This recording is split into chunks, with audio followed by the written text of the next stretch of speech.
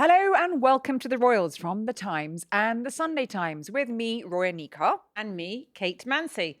This week, a story of three kings: the current king, King Charles, and those next in the line of succession, kings in waiting, Prince William and his son, Prince George. So we begin with two moments that at first glance sit apart, but together tell a much bigger story about the monarchy. The first came this week from William, the Prince of Wales, taking his eldest son, Prince George, to the Passage, the homeless charity that Diana, Princess of Wales, once took William to when he was a child. It's a striking echo across the generations, a future king retracing a formative moment from his own childhood and introducing the next generation to the same lesson. And the second headline came last week when the King appeared on television to deliver an update on his health, confirming the positive news that his cancer treatment will be reduced in the new year. Yes, it was a rare moment of candour from the King, not a medical briefing or a personal confession, but a carefully framed public intervention delivered at the end of a year that has tested the monarchy on multiple fronts. At face value, these stories seem far apart, but taken together, they sit side by side. A king managing illness and authority in the present, an heir shaping values for the future, and a child prince quietly being introduced to the weight of what may one day lie ahead. So today we're stepping back to look at the crown through three generations. And we're delighted to be joined by our brilliant guest, our colleague Eleanor Hayward, health editor of The Times. Welcome, Eleanor. Oh, thank you for having me. Eleanor, welcome to the Royals. You're health editor for The Times, Yes. and health has been a huge part of our brief this year. It's been a huge part of the royal story nationally. We had both the King and the Princess of Wales last year diagnosed with cancer. We had the news this year that the Princess was in remission. We've had the recent health update from the King. What do you read into all of that? How we're getting the updates?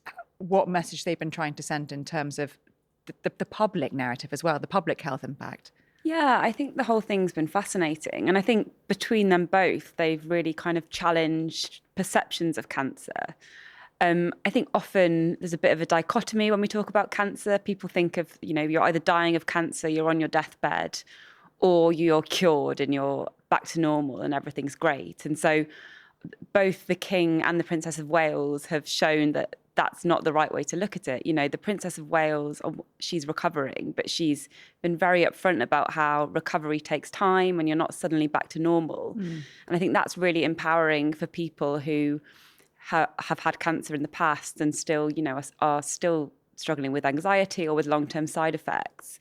And I was sat with a group of women who are going to a support group for people who finish cancer treatment, and they actually brought it up themselves. They were talking about how they got a lot of comfort from what Kate has been saying in public about it still being a challenge. And just because you finish treatment, you're not suddenly back to normal. So I think that's probably been really empowering for a lot of people. There's been quite a nuanced message in that respect. They haven't tried to make it kind of cookie cutter. Kate sort of said that's how it is. It's not a kind of a linear progression. And same with the King. So nearly 2 years on since his diagnosis, we're now learning that he's going to be reducing his cancer treatment going forwards. I mean, one criticism, I suppose, that could be levelled at the royal household or the monarchy is that they haven't, either of them, said what type of cancer either of them have been diagnosed with. And while we know that Kate had chemotherapy, Buckingham Palace has never said what type of treatment the King has received. I mean, what do you read into that? Yeah, I think it's interesting. I think the palace say that they don't want to prioritise attention on one type of cancer, do they? Which I think is potentially fair, because I know, say, if they came out with the type of cancer, then all those charities would suddenly get all the attention and maybe others wouldn't get so much. It fuels speculation as well, doesn't it? You then have lots of medical experts coming out and saying, well, life expectancy is this normal life expectancy. And I think that's something that they feel he's entitled to sort of a degree of privacy and dignity around his treatment as well. Yeah, definitely. And I know you'd get people jumping out and saying, well, I had this at this stage and this is what happened to me. But it makes it kind of harder for them to maintain privacy if they were to go into much more detail about what they're having. So you think it's the right option. Or certainly you can see why they've done it this way. I think I can see why they've done it. I wonder if, further down the line we might get more details, if they might come out and say what's happened, or if, I know Kate's not spoken in that much detail yet about her cancer, and I wonder if, maybe in a few years even, she'd go into detail and then we'd get more information. We're going to come back to the King and Kate's health in a little bit, but first we want to talk about something that's just new news that we've been able to report, which was that Prince William took Prince George, his eldest son, to the Passage, which is a homelessness charity that William is patron of. It's also the same charity that Diana used to take William to when he was a child, to begin introducing him to the issue of homelessness, which of course has become one of his main causes that he champions, awareness around it, awareness around housing. And he took George, and there are wonderful pictures of this, and they made cupcakes, they helped decorate a tree. George was able to hear some, firsthand from some stories from some of the people who use the Passage services, people who've experienced homelessness. And it is quite a big moment for George, isn't it, doing this? Because we have seen a sort of steady introduction to official duties. This year we saw, for the V-Day celebrations, at the last minute, he went along to the tea party with the veterans, but it wasn't a certain that he'd go. This is very personal, I think, to both William and it will be to George, harking back to his mother. It's interesting, isn't it? Because it's a history repeating itself element to this, because Prince William was 11 when Diana took him. Yeah. Prince George, of course, is 12. And this is him kind of showing him the family ropes. And although obviously George never had a relationship with, Granny Diana, this is a way in which William can keep his mother close. So it was really interesting. We saw how much the Passage meant to William last year when he was part of a documentary about his homelessness campaign, Homewards. And we saw him go back to the Passage. And there was a brilliant kind of scene in which William sat down with Mick Clarke, who's this excellent chief exec of the Passage. He's such a kind of larger than life character and remembers all the history of it, of course, remembers when William was there as a youngster. And they were leafing through kind of pictures of them together. And I just think that's such a precious memory for William, and it's tied to something that he feels so passionately about. And then, this kind of king in training element to George learning the ropes. I thought the timing was really interesting because I sat down with William a couple of years ago and interviewed him when he launched Homewards, which is the homelessness initiative. And I asked him, when do you think you're going to start introducing the children to this issue? He mentioned, obviously, when he did the school run, they would see homeless people, they would ask him about what was going on, what it meant, and he would talk to them. But in terms of going into charity, this is what he said. He said, I'd say to the children, why are they there? What's going on? I think it's in all our interests. It's the right thing to do to expose the children at the right stage, in the right dialogue, so they have an understanding. They need to grow up knowing that actually, do you know what? Some of us are very fortunate. Some of us need a little bit more of a helping hand. Some of us need to do a bit more we can to help others improve their lives. And I think the timing of this is interesting because he feels now is the right time to start introducing George and probably the others to that. Why is now the right time? I suppose that was the time that his mother chose to introduce him to the subject of homelessness. But also, they've just moved into Forest Lodge, a big 8-bedroom mansion, grade 2 listed mansion in the Windsor estate. They have lots of properties. At the time when he did the documentary last year, William sort of acknowledged that it's a bit of a hard sell for him to be the champion for homelessness when he has so many homes himself. But his argument was, okay, well, the alternative is I do nothing. Yeah. The echoing back to Diana, I think, is always interesting, both when William does it and when Harry does it. Because, Centrepoint, the other homelessness charity which he's patron, Diana was patron of. I suspect his hope would be, by introducing George to these charities now, there's a hope that continuation will keep going forwards in the next generation. And as he took on Centrepoint and the Passage from his mother, George may take on those two at some point down the line. Mm-hmm. It comes also at a time when, you and I were in Brazil recently with him, and, we arrived in Brazil amid crisis. A prince had just been deprinced, Andrew. And then you had, at high crisis, you had this extraordinarily powerful image of William standing in a point at the Christ the Redeemer statue, looking out over these mountains, literally, knowingly recreating an image of his mother who had stood there before. This echoes back to Diana too. What do you think he's trying to do with that? Well, I think he's trying to use, the image of his mother. I think he has if you look at everything that William's done, he's always tried to keep his mother close to him. Look at Kate's engagement ring, for example. He said on that engagement interview, he wanted her to be there as part of that special moment. And he's always wanted her to be close. We've seen in the past Mother's Day cards and cards that the children have created for Granny Diana, who isn't here. I think he's trying to link to keep that legacy alive, I think, and say, I have a link to Diana too, because he knows that Harry does that. Someone else does it. Harry does it all the time. What do you make of it, Eleanor? Because Diana obviously is sort of, even if you're not even vaguely interested in the world, Diana is someone who sort of seems to cut through and project across the generations. No, absolutely. And I think, among my generation, so I was only 5 years old, I think, when Diana died. But I think she's probably still the most famous member of the royal family in terms of my friends and people who we would talk about. And so I think she'll always be kind of iconic, and, it makes sense for them to talk about her as much as they can and keep her relevant. But in the health brief as well, she used to sit on people's bedsides and talk to them, holding hands and hugging. HIV patients and small children, people who have previously been given a wide berth, by people in the public eye. She really kind of did a lot to change the way we think about illness and health and homelessness. Definitely. And I think that we've seen with Kate and with Charles, they're challenging the stigmas around cancer patients and what they look like, and sort of continuing Diana's legacy in that way, and showing that just because you've got an illness, even if it's a deadly illness, it doesn't mean that you need to be not spoken about and not touched. Well, that's what she is, a disruptor, wasn't she, in some ways? And I think it's interesting talking about how Kate and Charles have managed their health, but they are disrupting that kind of perceived narrative of what a cancer patient gets cancer, and then they, have chemotherapy, and then they've got to get on with things. And Kate's saying, whoa, that is not how it works. You can never really go back to normal. Everything has changed. And Charles, it's, not a particularly linear path. We've got some good news now, but he still has cancer.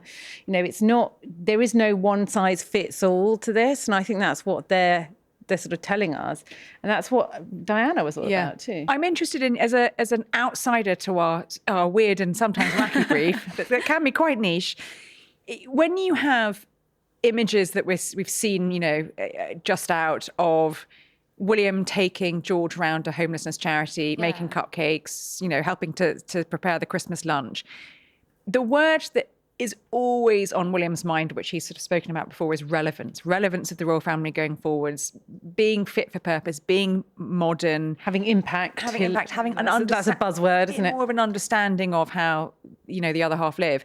When you see images like that, do you think, does it make them seem more relevant to people who aren't necessarily into the royals, that you've got a young prince going to homelessness shelter? I think sort of, but then I think also, the charge of hypocrisy, like you were saying before, is just so easy to make. Yeah. That they live in a massive mansion and, have many mansions. Yeah, palaces, and castles. I think, well, exactly. I just think it's kind of hard, I'm not someone who would make that a really cynical point about it, but if someone was to make that point, it's hard to go back against it, because, everyone's doing their bit and things like that. But especially at a time when I think the politicians you see doing really well in this media narrative, can quite easily snap back and say, well, if they care that much about homelessness, why don't they give up some of their spare bedrooms in the palaces? And so I wonder whether to stay relevant, they need to be a bit more kind of go a bit further. And so and in terms back. of like the social housing that William's building in Cornwall, he needs to do much more. He needs to build many more units than that, and broaden it out. Or even maybe just address the hypocrisy element a bit up front, and then see how that goes down. So we had that moment with William and George this week, which underlines a wider theme running through the monarchy this year, because while one generation is quietly being introduced to the values that shape public life, another has been navigating that authority under strain. Yeah, it brings us neatly to the other headline, of course, that dominated this week, which was that the King gave the message to Channel 4's Stand Up to Cancer fundraiser last Friday.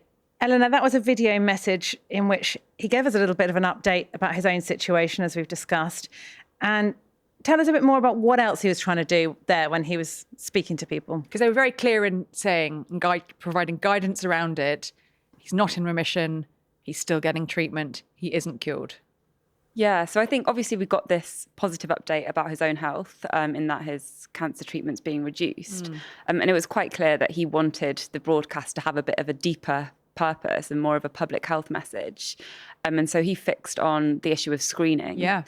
Which I think is really interesting. And the screening uptake in the UK is relatively poor. Only about 2/3 of people go to their appointments.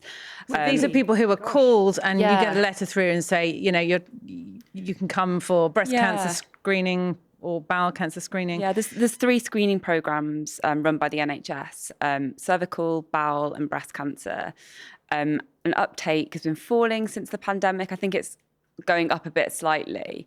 And, they're kind of uncontroversially a good thing. Every public health professional, every doctor would say, go to a screening appointment. So I think it's quite telling that that's what they chose. I'm sure there are a few different ideas floated around, but no one's going to say that an intervention in screening is a risky move or is controversial.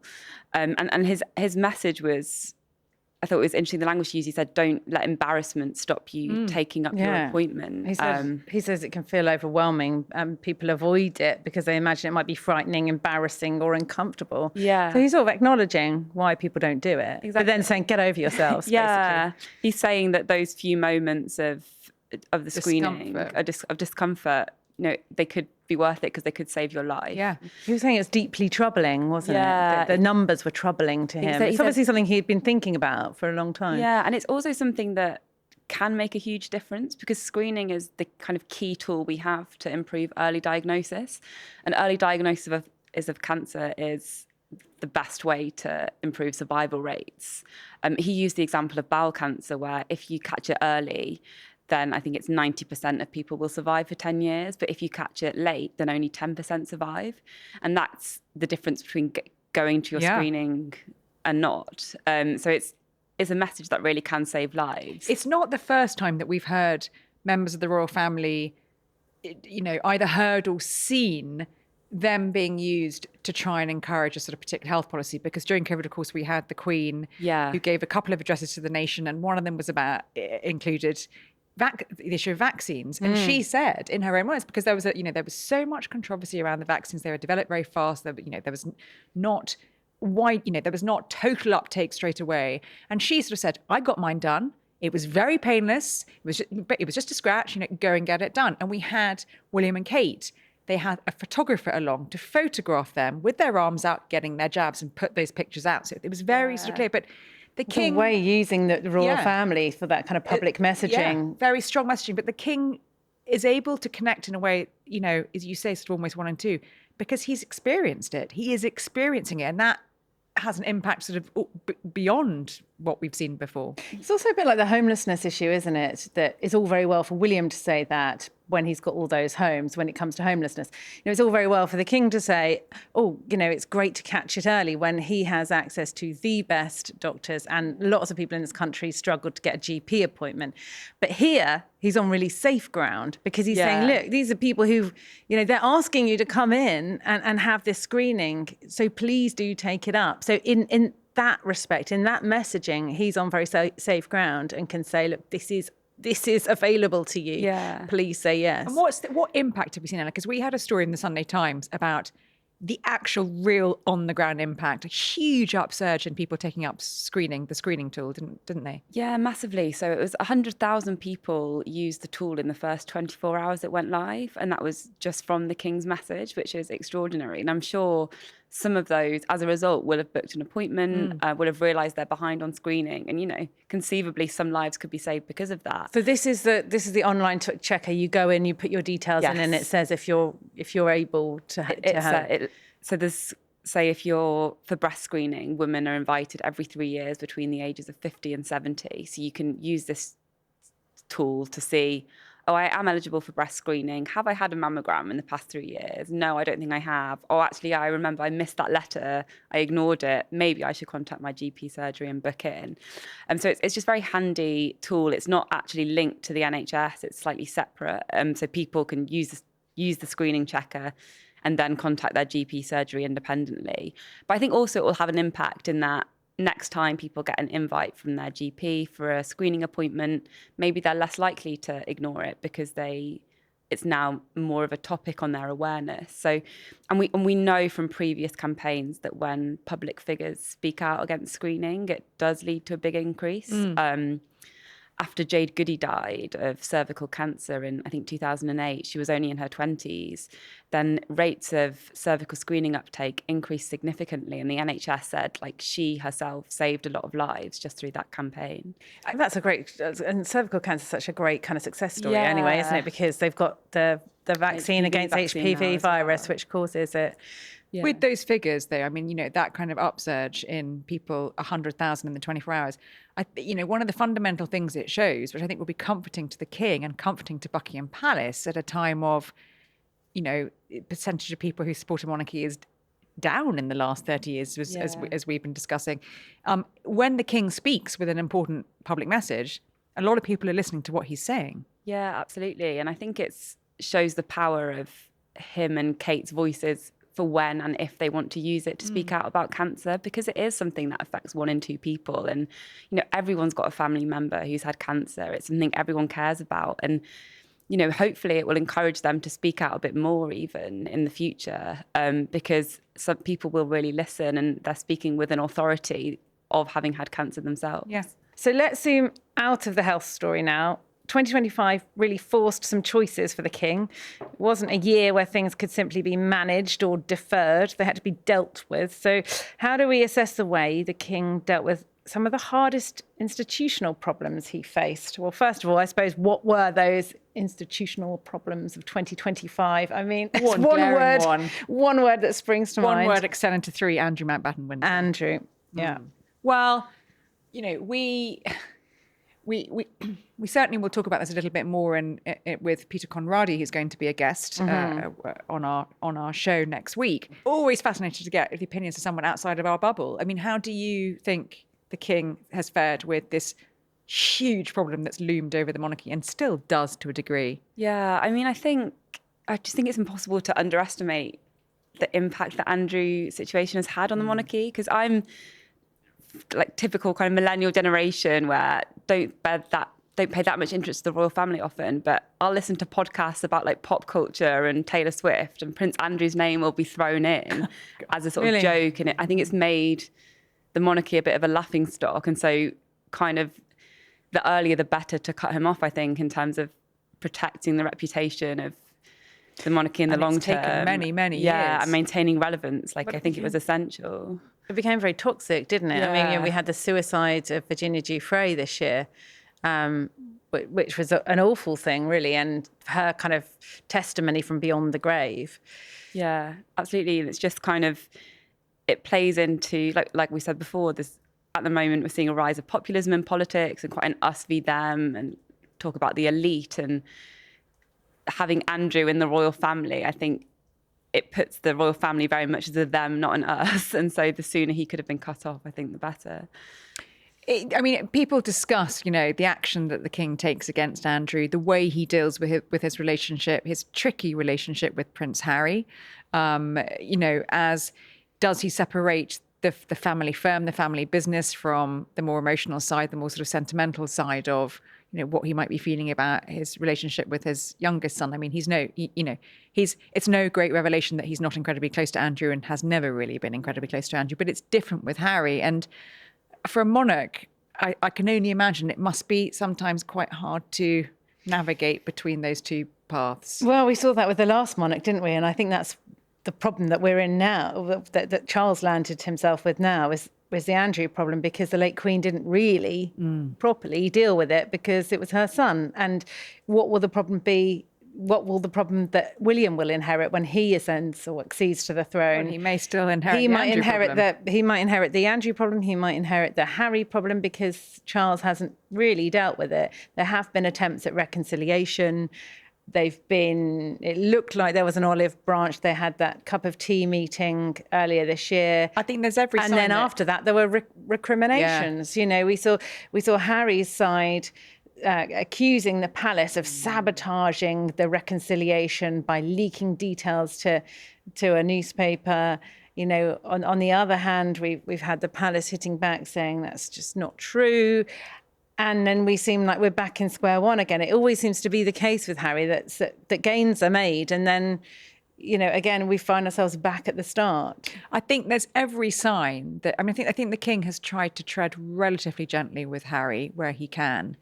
I think there's probably every sign that come the next reign, whenever that may be, and long live the king, that William will be a lot less sentimental than his father when it comes to dealing with the problems, would be my hunch. When it comes to dealing with the problems of Harry, I think, because, again, Charles has had to deal with the brother that his parents hadn't dealt with. The unexploded bomb. And we talk about passing things down from generation to generation. There are good things that get passed down about, the passion to help people who are homeless. And then we have, the same old problems that seem to be circling round and round again. But then, that's why they're called the royal family. It is a family. It's not a firm. And like any family, they have these issues. Eleanor, let's talk a little bit more about what the king actually did this year, because despite the fact that he's been having ongoing weekly treatment for almost 2 years now, which is a very long time, all the data that's collated around his engagements shows that he actually has had the busiest year of his reign to date, which is kind of extraordinary. And he's made work an absolute priority. We've been told it's a tonic for him. He's taken a sort of mind, body and soul approach to his work.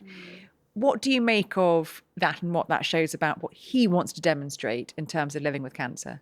Yeah, I think it's interesting on so many levels. I think first of all, like we said, he's kind of challenging this perception that people get written off after they've got cancer.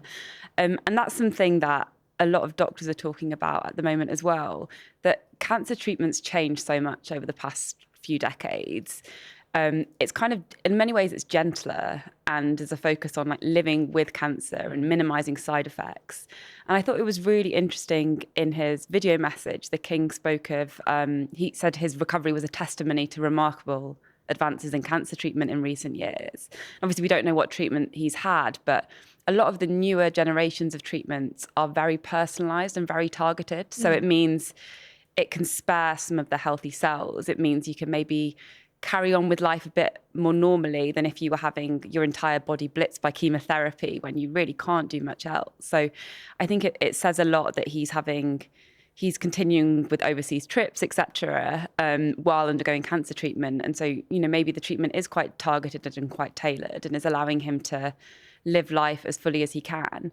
And I know cancer charities as well are really grateful to him for challenging this perception that people are on their deathbeds when they've got cancer. And, they say that they constantly talk about the need for supporting people with cancer with things like maintaining jobs, even if that's helping them cut to part-time work and helping people carry on with hobbies, carry on with sports, so that they're not written off by society and by employers. He has refused to be a part-time king, hasn't he? Yeah. He's not having any of it. I was speaking to someone at the palace about, the great news that he's going to have the cancer treatment reduced. And they said, well, it frees up a lot of time actually in the week for when he would have had his treatment, and we would be hoping that he might use that time to kind of put his feet up, but no such luck. He's going to be filling it with engagements. But there was a kind of what they described at the time as a kind of bump in the road back in March, where he met somebody in the morning as part of his job, and then he had his treatment, and then he had a wobble, essentially, as I was described to me, and ended up going to hospital just for a kind of once over, just to be checked over. But that was a bit of a worry. How does that play into trying to manage these things around your everyday life? I mean, should he be taking it easier? We were told he'd had an adverse reaction to the treatment. Yes. Oh, really? Yeah, that day, yeah. Yeah, I think it's really interesting. I think a lot of the evidence that's coming out about cancer shows that staying active is really good for recovery. I mean, there was a really interesting study out this year on bowel cancer patients showing that those who were put on an exercise program survived longer than those who weren't. And so doctors increasingly are saying to cancer patients, do whatever you feel able to, try and use your energy wisely, but keep up with what you can, which is a different message to what people would have got a few decades ago. And so I guess there will be wobbles, and he's an elderly man, and everyone at that age has wobbles, whether they're related to the treatment or not. So I suppose he'll have the best medical team around him, and it's just a case of not being too risky. The Queen always says he walks like a goat. He walks so much, so he's just not one to slow down. But staying active. Yeah, I remember when he paused his treatment to go when we went to Australia and Samoa last year, and end of autumn 2024. And at the end of that, they said that the actual visit had been a real tonic to him, and that it's the kind of work that keeps him going. It gives him a reason to get up and keep going. And I suppose that's what the Princess of Wales talks about, the community aspect, feeling part of a community, having a reason to get up in the morning. He wants to keep going with his legacy as well. He's legacy building. He's you know, as you said, he's 77 years old. There is a timeline that he looks ahead and thinks, I don't want to be this transitional monarch that some people have said I might be. I don't want to be the caretaker king that some people have said I should avoid becoming. Regardless of my illness, I want to keep going and establishing a legacy and building that legacy. Yeah, it's really interesting. I think one other powerful aspect, and this is when I mentioned before, I was chatting to a group of women who were recovering from cancer, and they said the royals have made a big difference in helping their friends and family understand cancer and understand the reality of it. And so, you know, previously they might have been trying to be a bit active and their husband or friends would be saying, oh, you should be resting, don't get out of bed.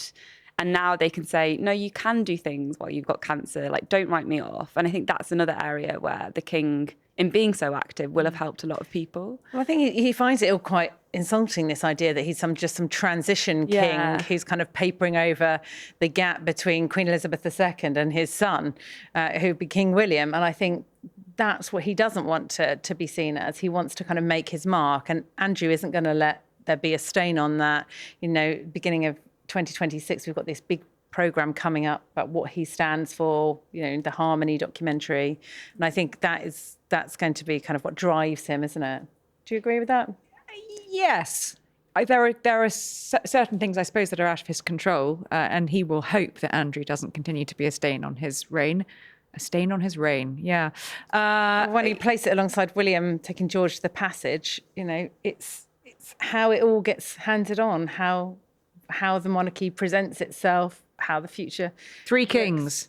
Three kings. One building a legacy now. Very timely. The next one thinking about changes on my agenda in the next legacy. And the youngest one, the king in waiting, young Prince George, thinking about this is what it's going to start to look like in he will hope many, many, many, many years' time. We three kings. Yeah, indeed. So our huge thanks to Eleanor Hayward for joining us on this week for the Royals. So if 2025 has been the year that has tested the king, it may also be the year that has clarified his image. Not as a monarch defined by reinvention, but by judgment and by a willingness to act when the institution is at risk. And when you look ahead to our two future kings, William and George, it's a reminder that leadership isn't only exercised in moments of crisis, but passed on through example. Which is why what comes next matters so much. Next week, the king will deliver his annual Christmas broadcast, a moment that arrives after the most demanding year of his reign. And before he gives that speech, we'll be asking what the king needs to say and why this may be the most important message of his reign so far. That's next week on The Royals. But for now, thank you for joining us.